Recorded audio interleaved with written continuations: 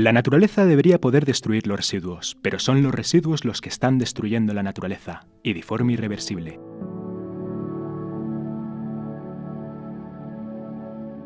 Los residuos es la máxima desconexión que tenemos el ser humano con la naturaleza.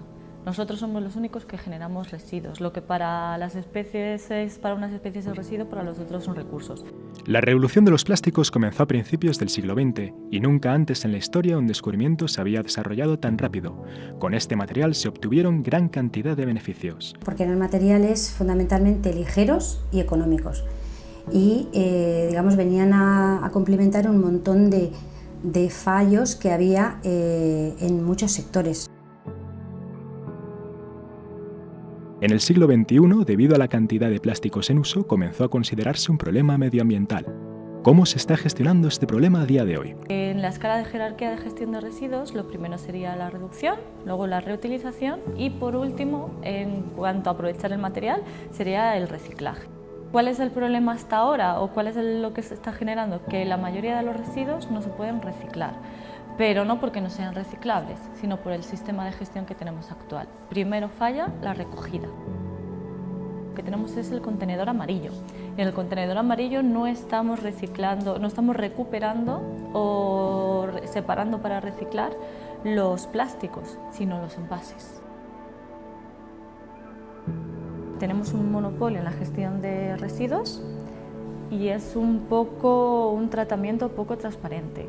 Hay muchas veces que hablamos con municipios que no saben cuál es su coste real de la gestión de residuos, cuál es lo que cobran o lo que reciben. Hay que tener en cuenta que todo material que no es susceptible de ser reciclado acaba en vertederos, y el material que llega mezclado muchas veces se desecha casi por completo. Una de las bases del residuo cero es que hay que separar en origen los productos. Simplemente ya con separar, por ejemplo, lo que es el residuo orgánico del resto de materiales, se optimiza el reciclaje, hace que sea más limpio, porque la materia orgánica, el residuo orgánico, lo que hace es manchar el resto de fracciones. Entonces eso ya es pernicioso. Muchas veces el reciclaje en planta del plástico, como está tan mezclado y tiene tanto contenido en propio, sale un material de muy mala calidad.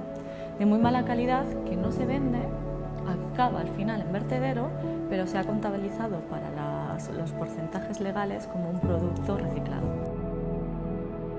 Según la Comunidad de Madrid, el 70% de nuestra basura acaba en vertederos, y esto supone un serio problema de espacio que da pie a medidas como la incineración. El plástico se interesa recuperarlo y recogerlo, pero porque es el que tiene mayor poder calorífico. ¿Para qué?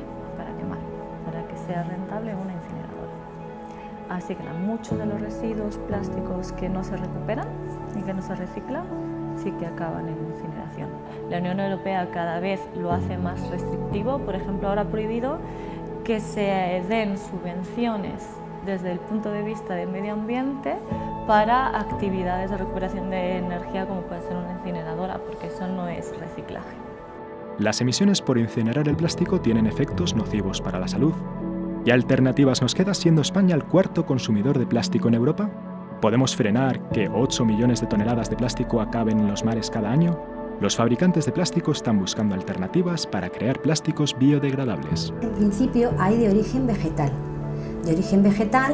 que pueden provenir, por ejemplo, del almidón o de la caña de azúcar.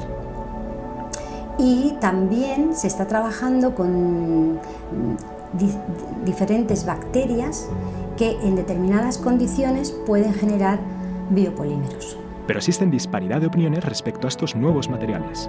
Además, no terminan de comercializarse. Y sobre todo que no se lleve a cabo y que no se haga así en grandes masas es por el coste. Es mucho más costoso eso que seguir con la forma actual de utilizar un plástico que no se está incluyendo ningún coste ambiental de ese producto, ni de su gestión posterior, ni de su impacto en medio ambiente, ni nada. Lo otro es mucho más caro, pero tampoco es la solución. Eso es una falsa solución. Lo importante es hacer un cambio en nuestros usos. No es cambiarla y aumentar la presión en otro material, como hacerlo biodegradable o bolsas de papel en lugar de bolsas de plástico. El problema sigue siendo el mismo. El consumo es exacerbado de todo este tipo de productos. La solución es pensar y utilizar materiales reutilizables, pero lo primero es no utilizar si no es necesario. hay que influir más en políticas de reducción de residuos. Y una cosa a lo mejor que viene todo conectado es utilizar, por ejemplo, productos de consumo local, porque todo eso va a estar muchísimo menos empaquetado, envasado, etc. Una cosa que viene de tu misma localidad que desde la otra punta del mundo, que es una de las consecuencias horribles de la globalización en la que estamos metidos. Para solventar este problema hay que tener en cuenta tanto la concienciación como la regulación. Se debería aplicar el principio de quien contamina paga.